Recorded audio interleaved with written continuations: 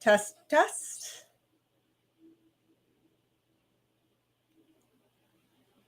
Hopefully I can get confirmation.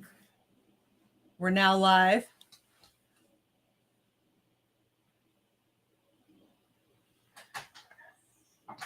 All right, awesome. Hi, everybody. I have a question for you. Are you really sick of a diet merry-go-round?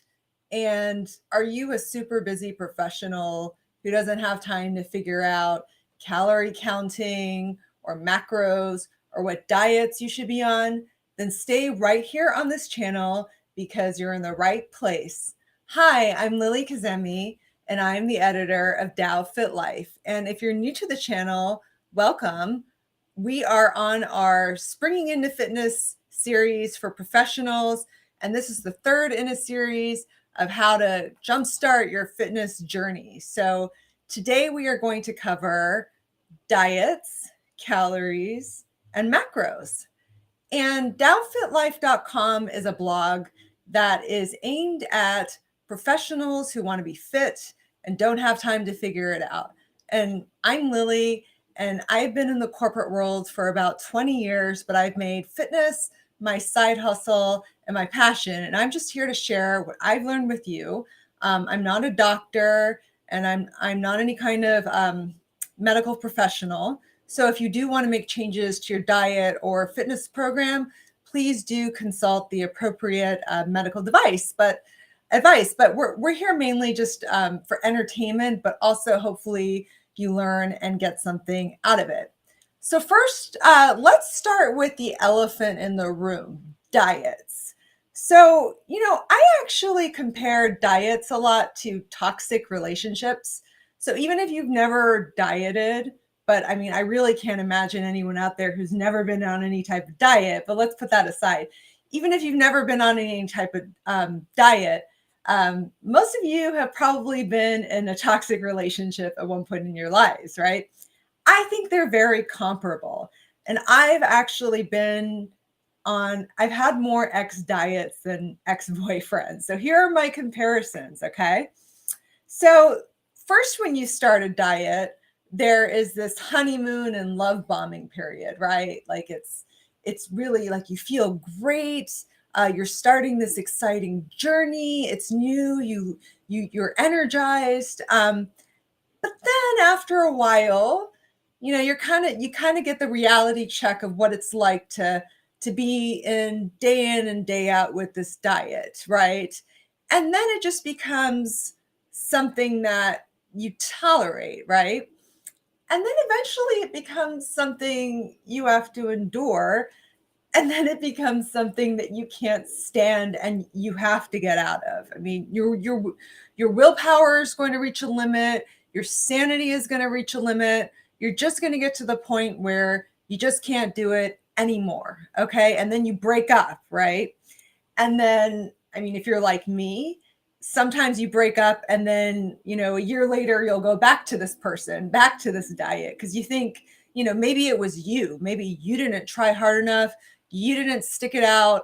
Like, you kind of put yourself through it again. But then it takes maybe a few times to learn, no, it's not you. It's the insanity of the situation. It's the insanity of that relationship, right?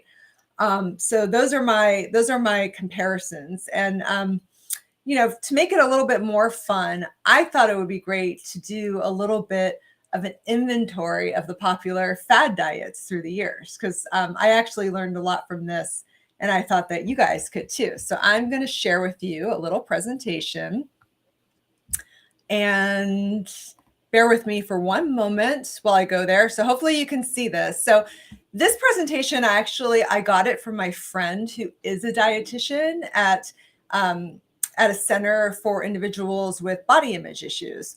And while I'm on that topic, I do need to say that since we'll be talking about diets and calories and macros, if you do have any type of body image issue or disordered eating, or just generally are sensitive about these topics, like consider this your trigger warning. But with that being said, let's go through this, okay? So diets, fad diets have actually been around since like Greek times, so way before the 1800s, but this is really like the modern era period of diets, okay? So let's look at some of them, all right? All right, the 1800s. So Lord Byron, who was a famous poet, is probably one of the first celebrity diets. And I mean, he was kind of like the Brad Pitt of the 1800s, and he popularized this vinegar and water diet. And I can assure you, none of this is made up. All right.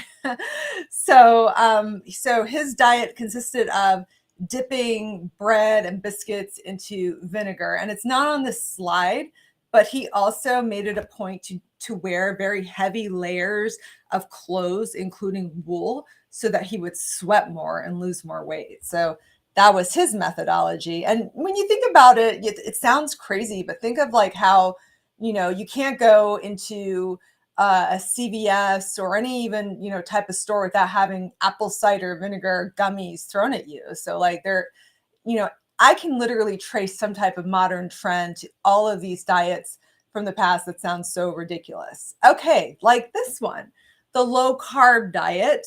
Modern version of it first manifested itself in the 1800s from this French physiologist. So this is when you're starting to see the trend of eat less carbs, lose weight.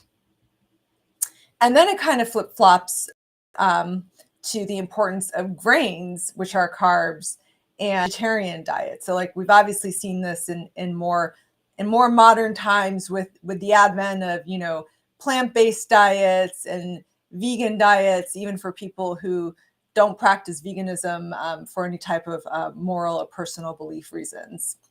And then you have low carb diets again. I'm not going to dwell on each of these because we do only have until 2:30 Eastern if you're watching it live, but I definitely do want to at least skim the surface. So let's go to the early 1900s. And not all diets obviously are focused on the content of the food.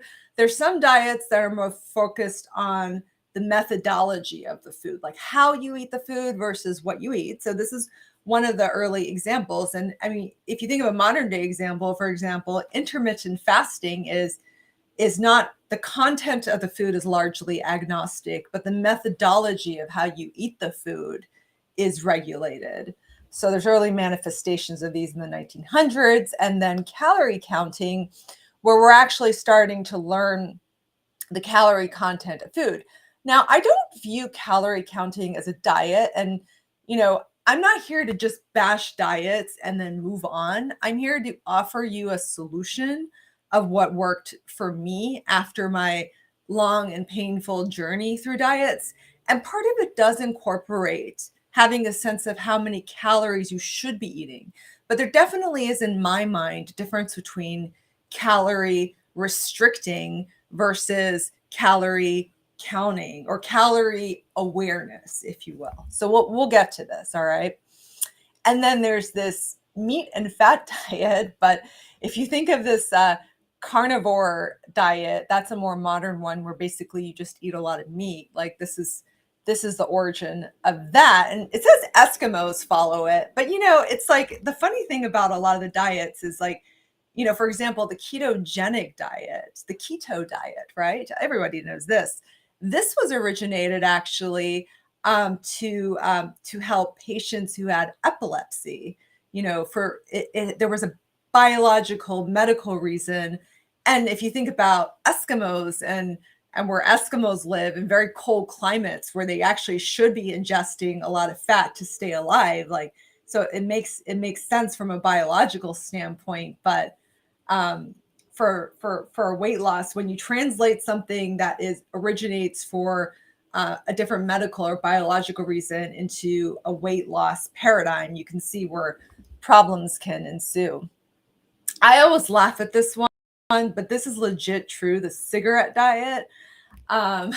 So when I went back and researched these, I actually found old versions of ads that, of course they were aimed at the ladies, but it sort of had like, ladies, instead of a treat, reach for a cigarette. Like, so basically saying that after dinner, if you have a temptation to have a sweet, you should have a cigarette instead. And This kind of translates a little bit in a modern day, right? We have these stereotypes of some cultures, for example, that French women are thin despite this country that eats red wine and cheese because they smoke a lot, and some of that may or may not be true, but obviously you don't want to adopt a weight loss methodology that will eventually kill you, right? So um, that was, of course, before people knew how bad smoking was. So, and then you've got the food combining diet, not allowing carbs and proteins to be eaten at the same meal.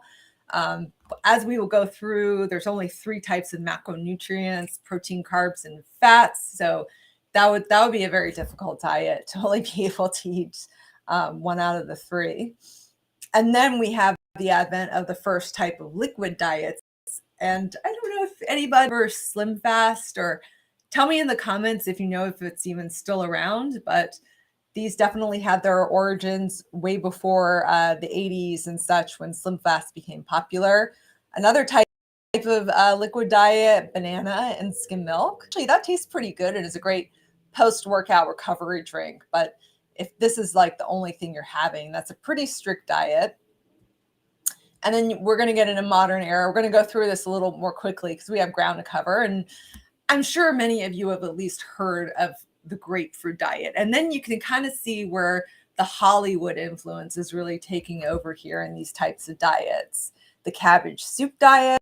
I mean, I know many of you, probably your mother or your grandmother, have been on this diet, but very unpleasant. And then the calories don't count. So like, that's another, common denominator. What I'm going to do after I go through these is like basically pull out some common themes.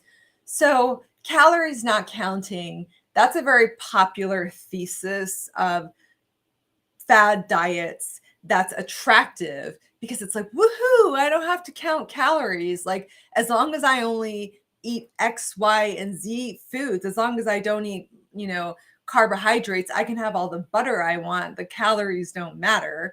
But as you can see, like the FDA even came down on this, and it's just simply not true.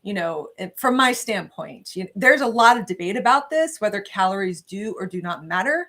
But in my experience, they do. Okay, so you have more like kind of a raw food, macrobiotic diet, a drinking diet, more liquid diets. This one is hilarious. Like, so if you're unconscious, it makes it harder to eat, and therefore you'll lose weight. And as we will learn, you actually burn a lot of calories while you're sleeping, while you're doing nothing. That's called your basal metabolic rate. But obviously this is not gonna be a long-term solution and knock yourself out, because some of us also have to work, right? And then you've got another type of Hollywood diet. And yeah, another food combining theory. And then you've got this rotation diet, which I compare that to the modern version of that is like carb cycling. And then you've got other high protein, low carb diets, Scarsdale. Some of you may start to remember this because we're getting into the late 80s. And then you've got Atkins, which is the first diet I can remember being on, which is like eating a ton of protein and almost, no carbohydrates, then later being able to phase fruit back in. And if you look at it, I mean, like a lot of the modern versions of Atkins have manifested themselves in the past, now it's 2022, so the past 10 years, like the paleo and the keto diet. They're really these versions of low carb diets that jettison sugar and attach moral labels to food and food groups. Do they work though? Not in my experience. So this is the first diet, the Sugar Busters diet. And I definitely remember this one. Most of you probably remember the 90s. But this is kind of like one of the first diets to attach, again, a moral label on a food or a food group. So this is like the sugar is bad origin of thought, and that still exists today. Then you've got the juicing. Now finally we're getting more in a modern era, like, the halo effect of coconut. You can still see this with like all these MCT oil and coconut oil, claims that it burns fat, and that it's a better type of fat. And then like the cheater's diet, I don't really know a modern form of this, but there definitely is this principle in a lot of diets that like you're going to have a stringent period, but then you're also going to get a cheat meal or a cheat day. But as many of you might experience, that will turn into a cheat weekend, a cheat week, a cheat vacation, a cheat month. I mean, there's just, and just like, again, attaching a label like that, where it's just designed to make you feel bad about yourself if you deviate from what's really an unreasonable expectation of a way of living, right? To be on this diet in perpetuity. Maple syrup master cleanse diet. This, I don't know if any of you have actually tried this concoction of maple syrup, lemon, honey, and cayenne pepper. But I do know, I did read that Beyonce did this diet. She actually did an interview where she talked about it. She did this diet for the movie Dreamgirls, if any of you remember watching that movie. And she was obviously very slim, but she's also an actress doing a diet for a role. And it wasn't a long-term solution for her. So you see bananas coming back, baby food diet. I don't remember the celebrity, but I do definitely remember reading about various celebrities doing this diet. And so all I can say is, ooh, gross. And then another diet, like again, jettisoning another food group like wheat. And so now we're done with this part of this presentation. And I'm going to go over here to my slide deck. So here's some common themes from all of these diets. So a lot of them involve calorie restriction and malnutrition. A lot of them involve eliminating not just foods, but food groups like grains or dairy or macronutrients like carbohydrates. Many, if not all of them, are not sustainable.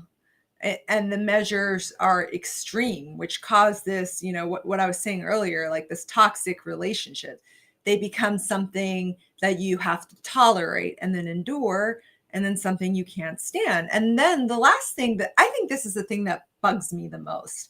It's like this attachment of morality to certain types of foods. Like when you say like, oh, I'm going to eat clean.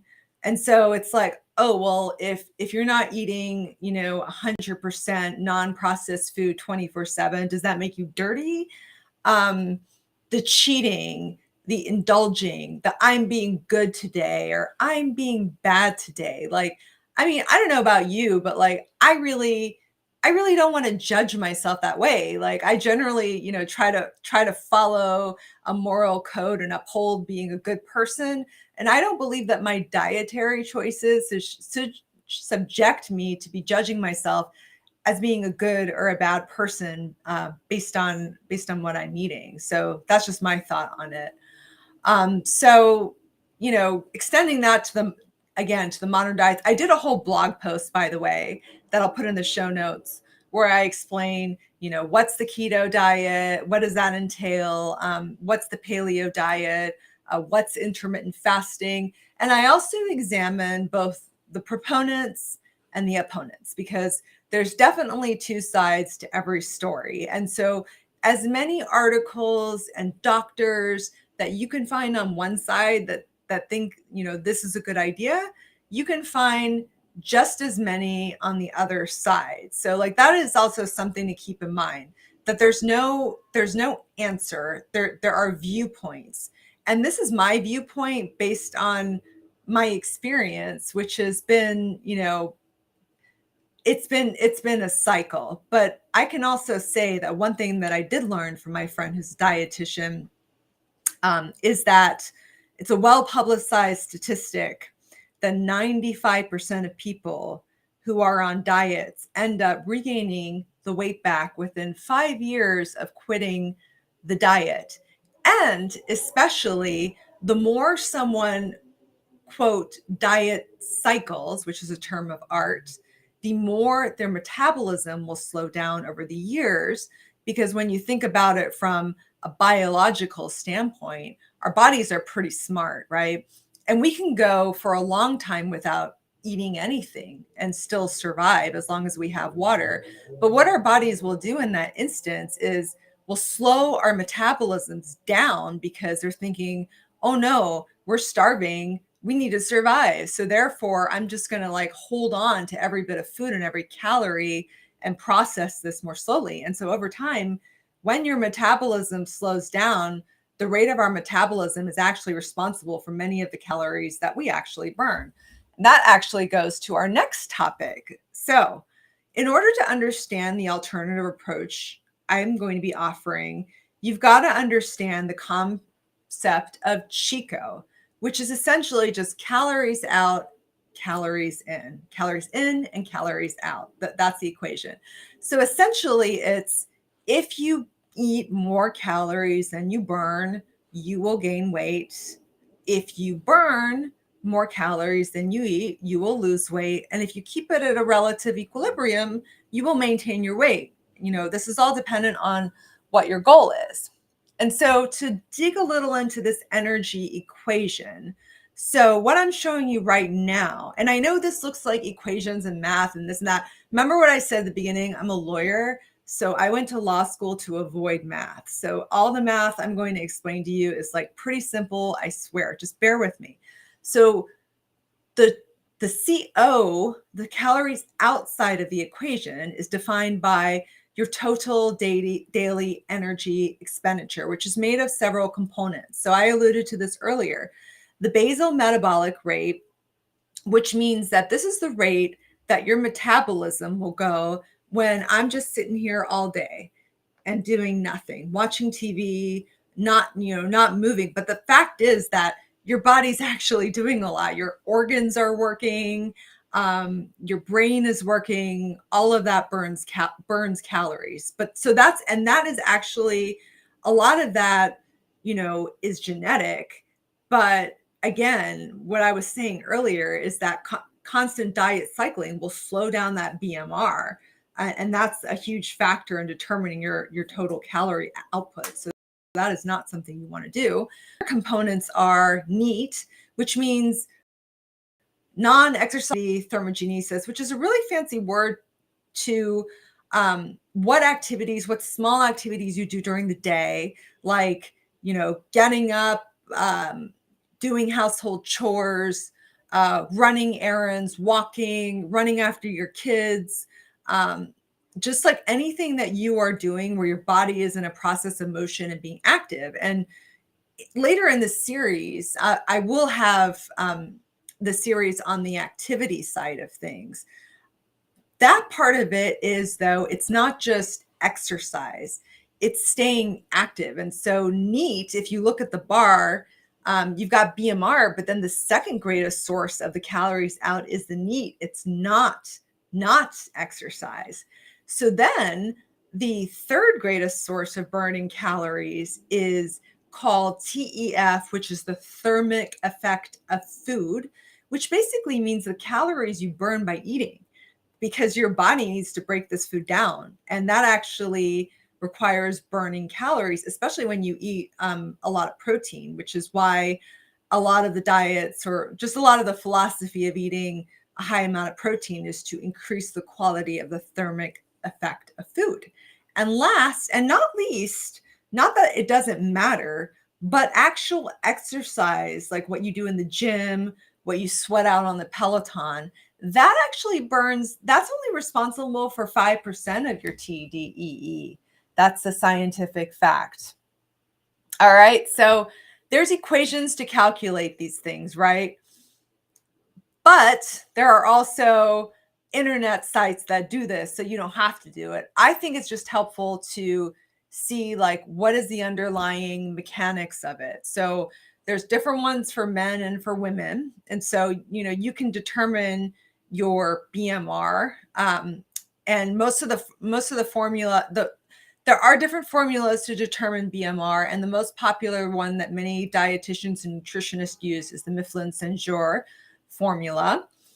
And then when you get your BMR, because most of us don't just sit here all day and do nothing, and maybe some days, like I really do feel like doing that, but I mean, most of the days we've got to get up, we've got to move around, we've got to live our lives. And even if your life is comprised of a sedentary desk job, I mean, you're still doing activities. So this is where the multipliers come in. So basically the TDEE is calculated by the base of the BMR times the multiplier. So as you may be able to see here, there's the higher the activity, the higher the multiplier. So if you're like very active, you're an athlete, say, you're going to have a very high multiplier. You're going to be burning a lot of calories, and therefore you're going to need to eat more. So let's look at this. Okay, hopefully I can take you through one example.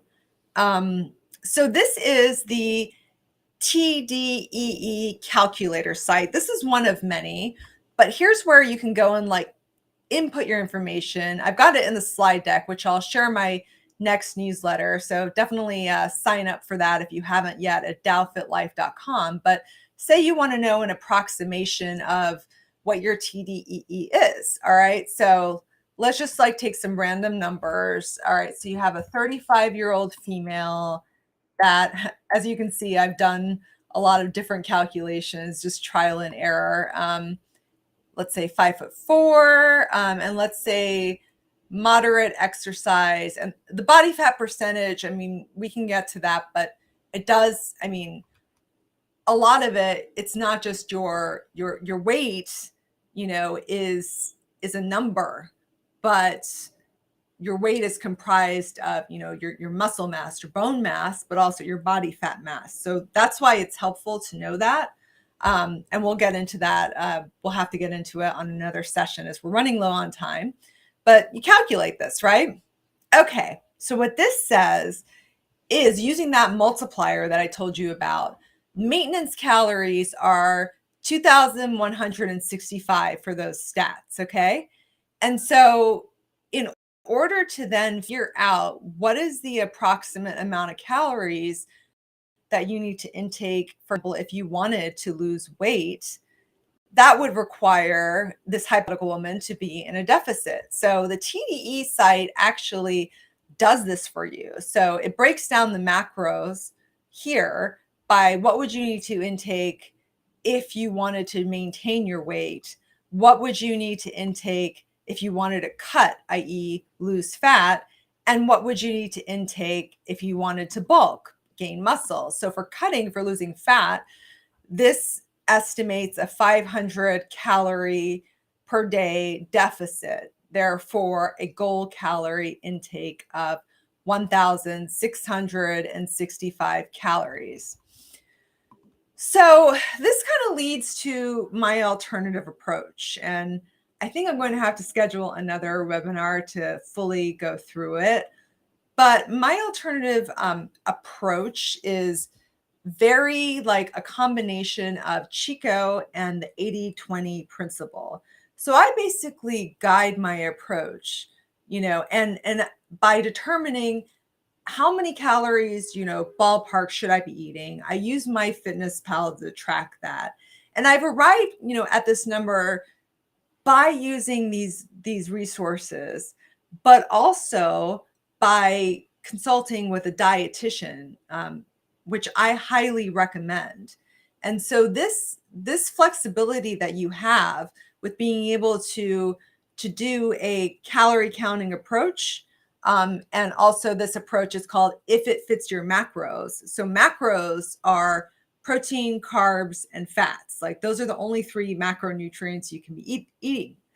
And so if you have an estimate of how many calories you can be eating and work with a dietitian to determine, you know, what's your ideal like macronutrient ratio, because there is no universal formula for everyone. There is what the National Academic of Science Medicine recommends in a range, but as you can see, it's 10 to 35% for protein, 45 to 65% for carbs, and 20 to 35% for fats. I mean, this is a big range, but determining approximately what your macros should be gives you then the flexibility to, be able to eat the foods that you want to eat, as well as healthy foods. So this is where I go to with my 80-20 principle approach. The 80-20 principle is simple. 80% of the time, eat whole, unprocessed foods. And then 20% of the time, you can have whatever you like, IIFYM, if it fits your macros. So this is the approach that I follow. Because if it fits your macros literally, where, you, for example, say you determine based on your activity and your needs, you need 200 grams of carbohydrates a day. Well, you could get those 200 grams all from Twinkies, like, I don't know, the Twinkie diet, right? But that's not necessarily nutritionally sound. So instead of, taking it to that extreme, having this balance to me is more preferable than having this approach of, well, I have to eat clean foods 100% of the time, because that's just not sustainable. But then when you also think about our lifestyles, right, as corporate professionals, we are going to, we travel, right? And if we weren't traveling recently, we're going to be traveling again. We're going to be going to the office. We're going to be too busy to be able to prepare like the most organic meal in the world. So there has to be some flexibility, something has to give. And so by following a more flexible approach that's not wedded to a quote diet that doesn't demonize wheat or sugar or flour, this will allow you that flexibility when you travel, when you're out, in a city in the middle of nowhere, where you're overseas. Like, I mean, good luck going to, Europe and find like a keto friendly, restaurant or grocery selection. Like, we have to have that flexibility built into that. So that's basically what I follow. And I use my FitnessPal app to get an estimate of my calories and kind of like keep that in check. But again, I don't have a, absolute need to meet the number every time, because there definitely is, a margin of error.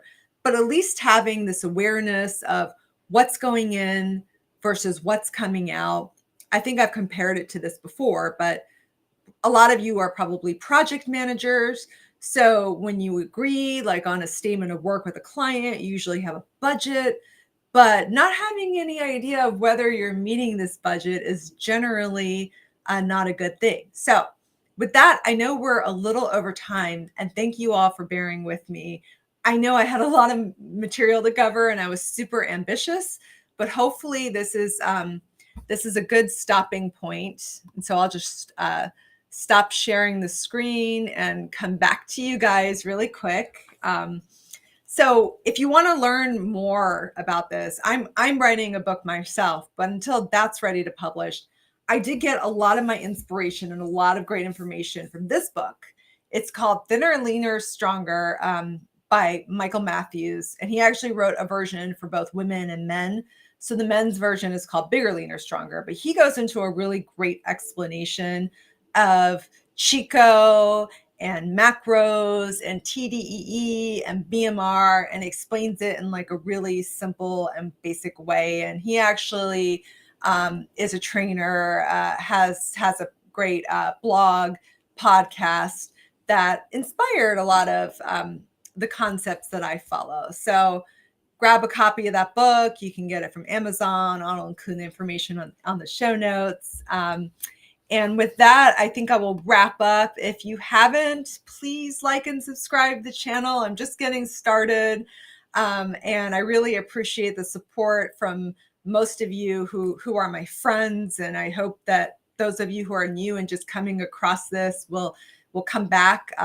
Everybody have a great weekend. And I will come back to you in a couple of weeks with more advice on springing into fitness. Thank you all and have a great day.